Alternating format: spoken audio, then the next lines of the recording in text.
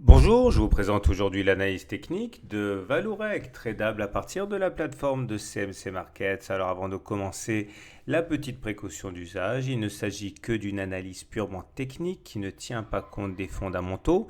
Ce sont bien les fondamentaux qui doivent l'emporter dans toute décision d'achat ou de vente. L'analyse technique n'est là que pour peaufiner, optimiser les points d'entrée et de sortie. Alors là, je vous propose un graphe en données journalières. Chaque bougie que vous voyez ici correspond à une journée de cotation, hein. C'est un chandelier, c'est-à-dire qu'on voit ici le niveau d'ouverture, le niveau de clôture, le plus haut de la séance, le plus bas de séance.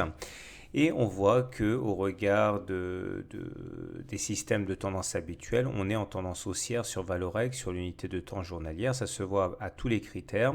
Premier critère, les pics sont ascendants. Les creux sont ascendants, donc ça c'est une bonne chose. On voit également que nous sommes au-dessus d'une moyenne mobile à 150 jours qui monte. Elle est actuellement à 3,4 euros. Ça signifie également qu'on est en tendance haussière.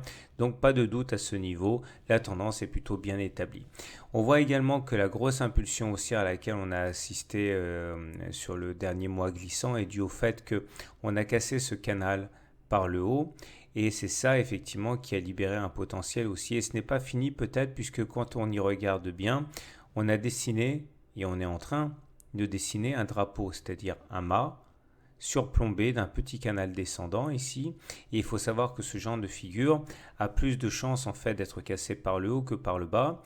Et si on arrivait à s'extraire de ce petit canal descendant, ce qui serait un signe très révélateur d'une continuation de la hausse, et bien l'objectif peut aller jusqu'à un niveau tel que l'on reporterait la hauteur du mât ici au-dessus de la base du canal. Ça voudrait dire un objectif de 6 euros a priori, hein. Alors encore faut-il bien sûr casser ce petit canal descendant par le haut, mais c'est quand même une figure assez optimiste, hein.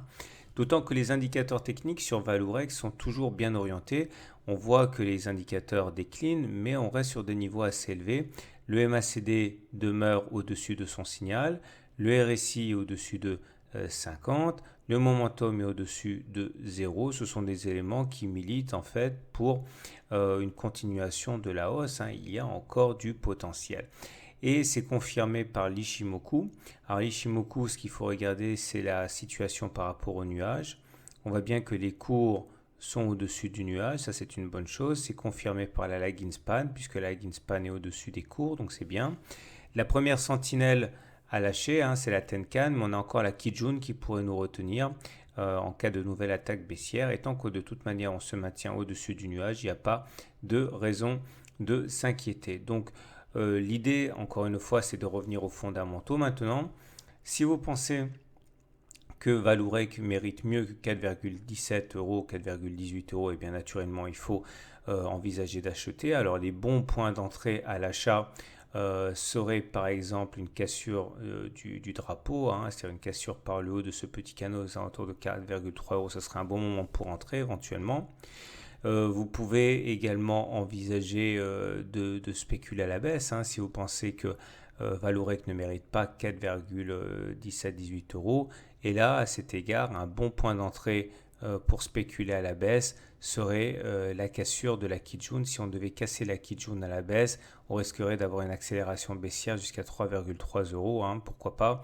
Donc, surveillez de près ce niveau de Kijun à 3,8 euros.